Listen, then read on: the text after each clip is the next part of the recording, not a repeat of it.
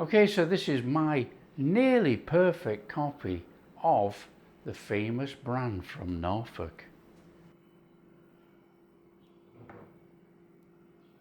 Hey, welcome to the show. I'm Rick. Today we are going to make something really special in the curry world. In fact, any world actually. Out here in Asia, and it will help anybody who cannot buy this. And we all use it all the time when we're making curries.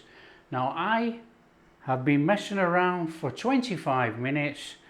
I've got my notes here, so I'm going to work from my notes and show you how to do this. I'm not fooling. This is nearly a perfect copy of the famous mint sauce from Norwich. And if you look there, here's a jar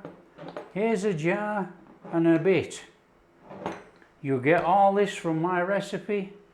You get this from being bought out here in Asia. And this is more than double the price of the UK. It's always out of stock in Asia. People buy it instantly. It's always out of stock, so I decided I'm going to make it. All the recipes on the internet, I'm waffling on, but all the recipes on the internet saying it's a direct copy of, it's a load of nonsense. You know, they all put on the internet mint leaves, sugar, vinegar. Well, if you read the ingredients on the back of the jar or on the website, it quite clearly says mint 25%. It says spirit vinegars, which obviously we can't get because it's a refined vinegar, but we are going to, and it's only used in the manufacturing actually of sauces. We are going to mix two vinegars, but we're going to get a really, really nice flavor. We're going to use the glucose syrup that's listed on here, and sugar and salt, and we're going to put it all together with the water and xanthan gum. We are making this as it should be made, a real copy, so for everyone around the world that cannot buy this, this is how you make it. Let's show you how to do it right now. Okay, so as you can see, I've got a couple of jars, and this is the real McCoy. This is the real McCoy there. These are my version, my copy. Now, like I say, I'm using dried mint leaves. If you're using fresh mint leaves, you would have to use 4 times the amount of this.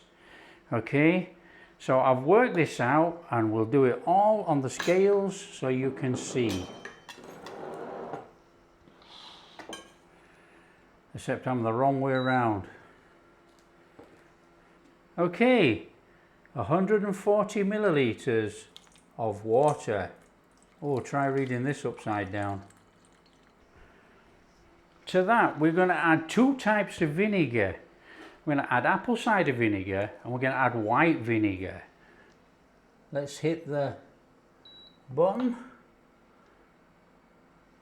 Okay, we want 80 milliliters of apple cider vinegar. Near enough. And we want 80 milliliters of white vinegar. Oh, we're going over. Let's just take a little bit of that out of there. There we go. And we want about 2.5 grams of salt.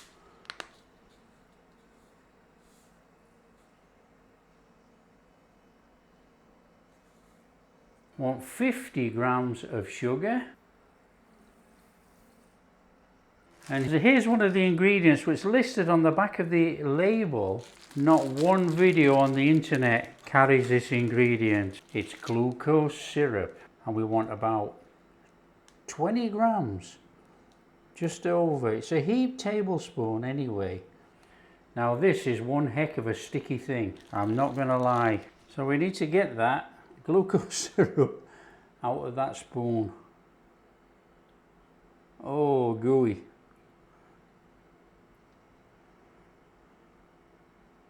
Now, an ingredient which is listed, xanthan gum, and everybody seems to be frightened to use it.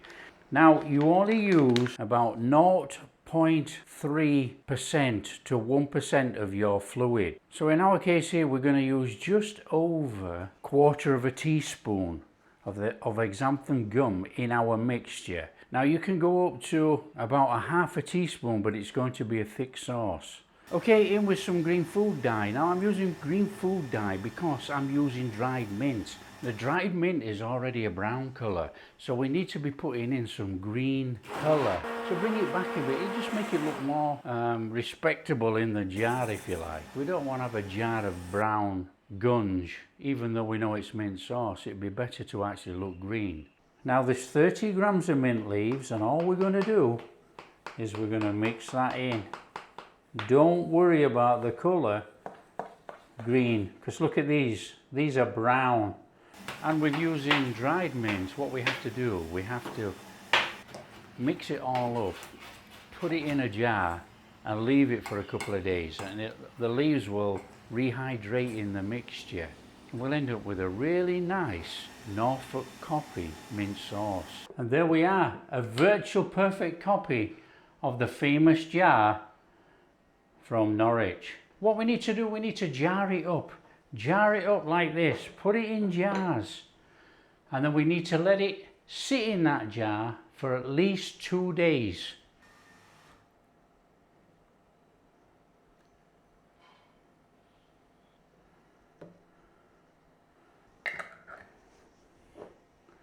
There we are, a virtual perfect copy of the sauce we all love from Norwich.